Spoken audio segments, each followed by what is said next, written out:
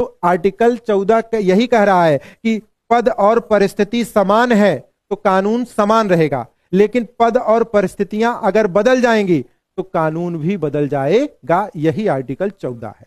ठीक है, तो यहां पर थोड़ा सा याद रखने के लिए आप लिख लीजिएगा, बदलेगा कौन? राज्य बदलेगा। यही भैया आर्टिकल 14 है। ठीक, आशा करते हैं इतना आपको समझ में आ गया होगा। ठीक है, और यहां परिस्थितियों का तात्पर्य किससे है? जैसे विशेष परिस्थितियां जैसे भौगोलिक हो सकती हैं, भौगोलिकता के आधार पर परिवर्तन देखने को मिल सकता है, शिक्षा के आधार पर कानून में परिवर्तन देखने को मिल सकता है भैया, इनकम के आधार पर भी परिवर्तन हमें देखने को मिल सकता है। यानी ये परिवर्तन हमें अगर देखने को मिलेगा तो परिवर्तन याद रखना किस आधार पर देखने को मिल सकता है? भौगोलिक परिवर्तन के, भौगोलिकता के आधार पर,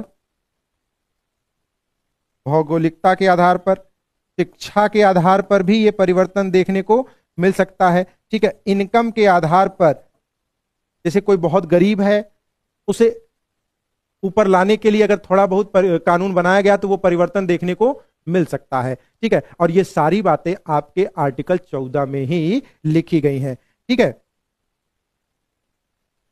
ठीक है, ये निर्णय कब आया था इसको भी देख लीजिएगा भैया, ये नोट करके एक डाटा आप लिख लीजिएगा भैया।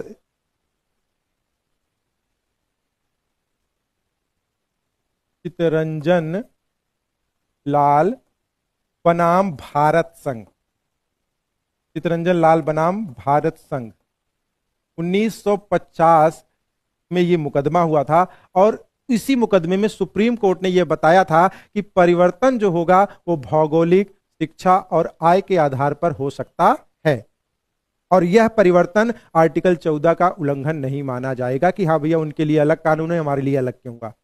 यह समानता का ही एक, समानता की दिशा में उठाया गया एक कदम माना जाएगा। ठीक है, और सुनिएगा, एक क्वेश्चन पूछता है कि आर्टिकल 14 को भारतीय संविधान का आधारभूत ढांचा कब माना गया और सुप्रीम कोर्ट ने किस मुकदमे के दौरान इसे स्वीकार किया? महा मोस्ट खतरनाक, इनफाइनाइट, इंपॉर्टेंट करके इस डाटे को आप जरूर लिख लीजिएगा भैया। ठीक है, इस मिनर्वा मिल्स बनाम भारत संघ के मुकदमे में सुप्रीम कोर्ट एससी ने कहा, क्या कहा था? ये कोटेशन है, इसको जरूर याद रखिएगा भैया।